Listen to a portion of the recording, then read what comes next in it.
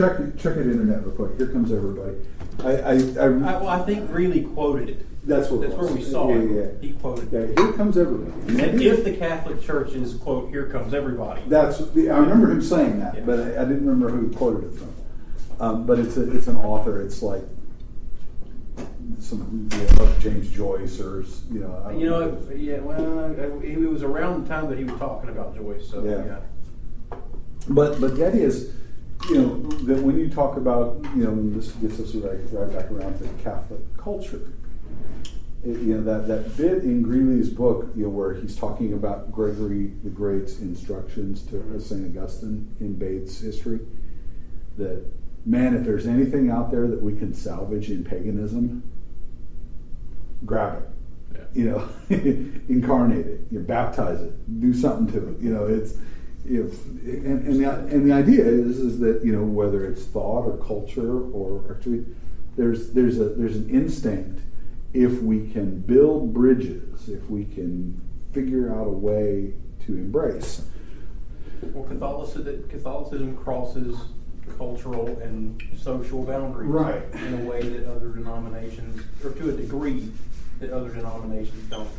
Right, and this is where what Greeley, your writing from Greeley starts to really matter. James Joyce. Yeah, it was Joyce. Was it Joyce? James Joyce and Finnegan's Wake. That's right. Yeah, I wanted to say it was Joyce from somewhere. Right? But anyway, Greeley is building on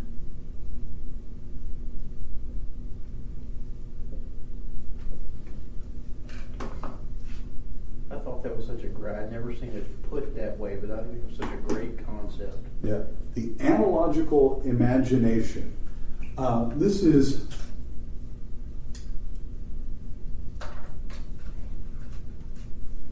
David Tracy is a University of Chicago guy, and I actually own that book. Greeley's a whole lot easier than David Tracy.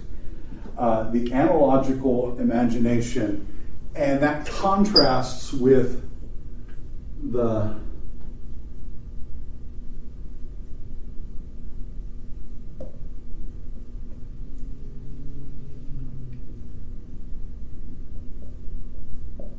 dialectical imagination, and you can find that in a lot of people. But the big rock star that everybody wants to pin this on, especially because he's a great example, is Barth. Karl Barth's a Protestant Reformed Swiss theologian who was not quite a chainsaw wielding Calvinist, but was in most things a chainsaw wielding Calvinist. And the difference between an analogical imagination and a dialectical imagination is actually something that roots back further. And Greeley doesn't do much with this, but it roots back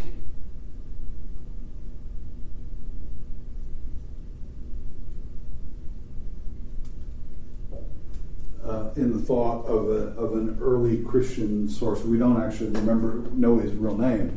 He called himself Dionysius. Was one of the guys. Yeah.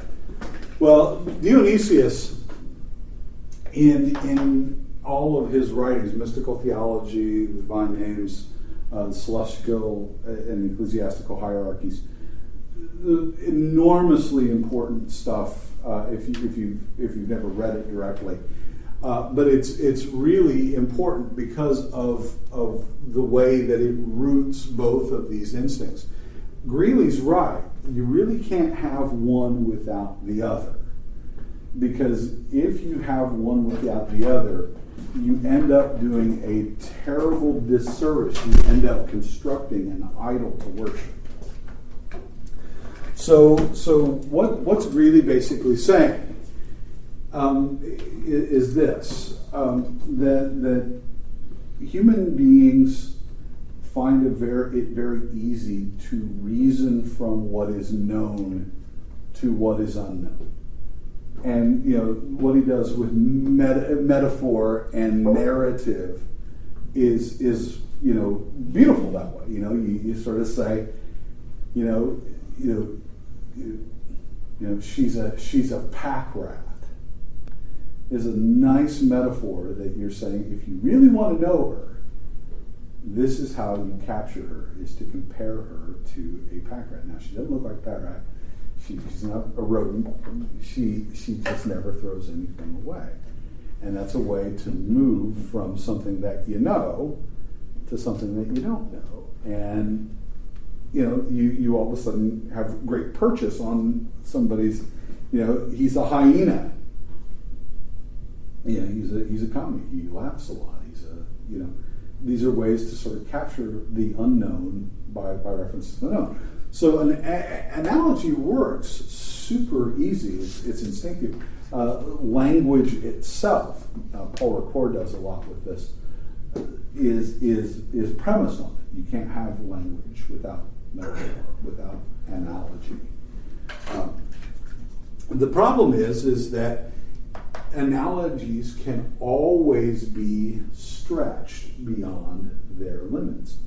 Pack rat is a wonderful example. If you don't know what the connecting idea between pack rat and my wife is, you're liable to make all kinds of absurd, she's a rodent, she's small, she's brown fur, whatever.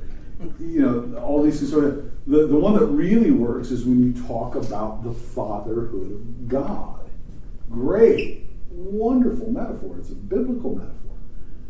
It works really, really, really great, except in spiritual direction when you're dealing with somebody that's been abused and abused and abused by their father. Well, all of a sudden, the fatherhood of God is not a warm, cuddly, empowering, enriching concept, right?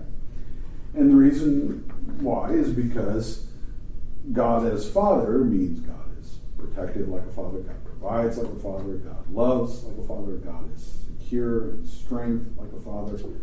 But, if the limit is that God doesn't sleep in a bed with mommy. Okay? So what is always the danger in an analogical imagination is what? If you stretch the analogy with God beyond its proper limits, you have something that is not God, something that is unlike God, or an idol, right? So analogy can always be in danger of idolatry. And that's why Protestants hate the analogical imagination. That's why we get accused of worshiping Mary. Exactly. Because what they do is they seize on this instinct in the Catholic imagination. When I say Catholic here, I mean small c. Lots of Protestants have an analogical imagination. But, historically, this is the big rub, the big reaction. Back during the Renaissance, these educated upper crust elites are looking at the superstition they see in the hoi polloi, and the superstitions are sort of accretions of metaphor. That God is strong, God provides like a father, but God also sleeps with mommy. That's an accretion of a metaphor that presses beyond the truth. So the Protestants say, aha, let's figure out a way to return to the sources and lop off all of these bad metaphors. And the problem is that when you start lopping away at metaphors, sometimes you cut off dead. Greeley said throwing out the baby's mother with the bathwater. Yeah, In reference to the Mary. Exactly. Yeah, when you're pruning your bushes, it's nice to cut away those dead limbs, but you got to be careful not to cut away any living ones, and so the dialectical correction or the dialectical imagination wants to respond to idolatry with orthodoxy,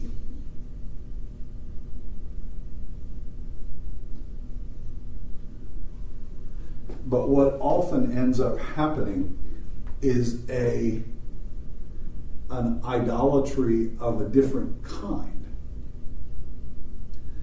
that ends up being an idolatry not of addition, but by subtraction. And that's generally the dialectical or the danger of the dialectical imagination, right? Because it's characterized by becomes Phariseeism.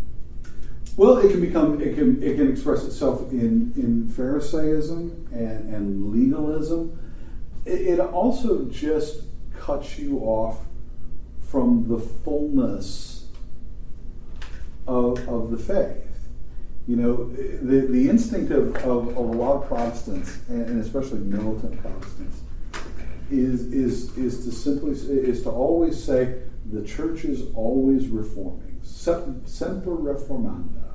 And we're always reforming, and we're always correcting, we're always bringing ourselves into line with the truth of God. And so it's a pursuit of the truth by negation, by pulling away accretions.